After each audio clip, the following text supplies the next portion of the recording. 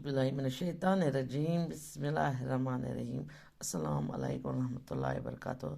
मेरे बच्चों, 8वीं जमात के बच्चों को मैं कह रही हूँ कि अपनी किताब उर्दू निकालो। आज हमें गेहूँ के दाने का जो हिस्सा पढ़ना है। गेहूँ का दाना जब इन बच्चों को मिलता है, मैं पहले इसके बारे में आपको और बोलूँगी ऊपर से ही। जब गेहूं का दाना एक दरार में बच्चों को मिलता है, खेलते खेलते बच्चे वहाँ पर जाते हैं तो उनको वो मिलता है, तो वो आपस में बात करते थे। वहाँ से एक मुसाफिर आता है, मुसाफिर उसे मोल लेता है और वहाँ बात वो शहर जाकर बादशाह के हाथ उसे भेज देता है। बादशाह अपने दरबारियों को कहता है कि ये गेहूं का दाना है या मुर्गी का अंडा, लेकिन तमाम दरबारों की समझ में कुछ नहीं आता है। थे वो इस गेहूं के दाने को एक खिड़की पर रख देते हैं। ज़रा सी कुछ देर हो जाती है तो और एक चील आ जाती है। चील उस पर छेद कर देती है, यानी कि उसमें सराव कर देती है। दरबारियों ने कहा कि मालूम होता है ये सचमुच गेहूं का दाना है। बादशाह ने इतने में कहा कि आप इतना बड़ा गेहूं कहाँ पैदा होता था, और किसी बूढ़े किसान को दरबार में हाजिर करो। बच्चों, फिर जब दरबार सिपाहियों ने एक बूढ़े किसान को दरबार में हाजिर किया था, ये हमने पिछली बार पढ़ा था बच्चों, ये मैं और दोबारा आपको दोहरा रही हूँ। और 2 लाठियों के सहारे चलता था। उसके बाल सफेद थे, मुंह में कोई दांत नहीं था, वो कम सुनाई देता था। राजा ने गेहूं का दाना जब उसके हाथ में रखा तो उसने उलट पुलट कर देखा, उंगली उसे छूकर अंदाजा लगाया कि ये कौन सी चीज़ है। थोड़ी सी देर में चुप रहा, फिर बोला कि ये सरकार, मैंने ऐसा गेहूं कभी नहीं बोया है, नहीं देखा है, नहीं खाया है। उसके बाद वो कहता है शायद मेरे वालिद को पता होगा। उस बाद राजा और हुक्म अपने सिपाहियों को देता है कि दरबार में जाओ, इस वहाँ से हमें आज से पढ़ना है।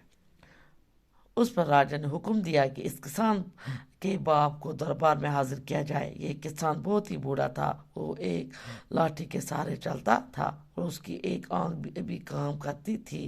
राजा ने गेहूं का दाना उसके हाथ में रखा और पूछा, बड़े मियाँ, क्या आपने इतना बड़ा गेहूं देखा है? राजा ने जब हुक्म दिया सिपाहियों को कि जाओ इस किसान के बाप को दरबार में हाजिर किया जाए। किसान बहुत ही बूढ़ा था, एक लाठी के बेटा 2 लाठियों के सहारे चलता था। बच्चों, आपको यही समझना है कि इंसान की ये इंसान किस हद तक चल सकता है दुनिया में, कौन कैसे बूढ़ा कब होता है और कौन कितना जवान कैसे रहता है, ये यहाँ पर सबक मिलता है। बाप 2 लाठियों के सहारे चलता था, बेटा 2 लाठियों के सहारे चलता था और बाप एक लाठी के सहारे चलता था, और इसकी एक आंख काम भी करती थी। राजा ने गेहूं का दाना उसके हाथ में रखा और पूछा, बड़े मियाँ, क्या आपने इतना बड़ा गेहूं देखा है?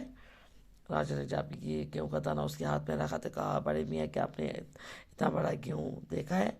ये बूढ़ा किसान भी कभी बहरा था, कुछ बहरा था लेकिन अपने लड़के जैसा न था। ये भी तो कुछ बहरा था लेकिन इतना नहीं जितना इसका लड़का था।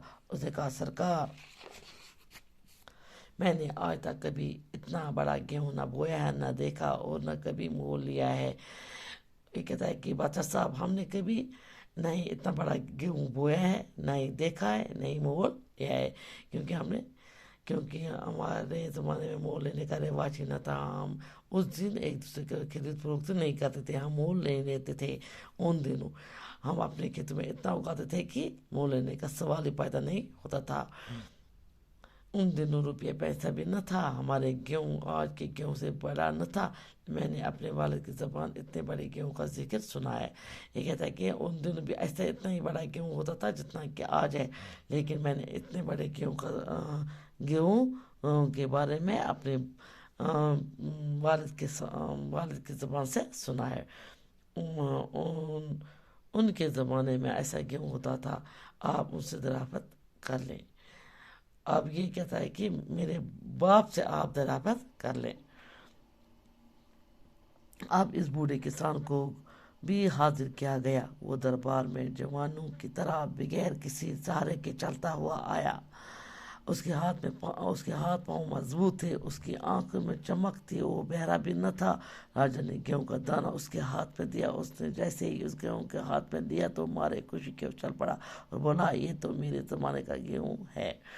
دیکھو بچوں، پہلے جو بیٹا آیا وہ دو لاٹھیوں کے سہارے چلتا تھا، اس کے منہ میں کوئی دانت نہ تھا، وہ بہرا بھی تھا۔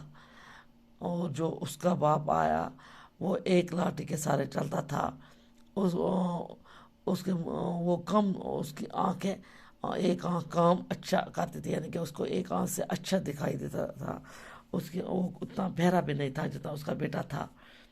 لیکن جب اس کا باپ آیا، وہ کسی سہارے کے، بغیر سہارے کے آیا، نہ ہی لاٹھی نے کوئی، بالکل مضبوط اس کے ہاتھ پاؤں تھے، اس کی آنکھیں میں چمک تھی، وہ بہرا بھی نہیں تھا۔ اس نے جو ہی اپنا گیہوں کا دانہ ہاتھ میں لیا، مارے خوشی کے اچھل پڑا اور کہا کہ یہ میرے زمانے کا گیہوں ہے۔ آج کے لیے اتنا ہی بچو، باقی وسلام۔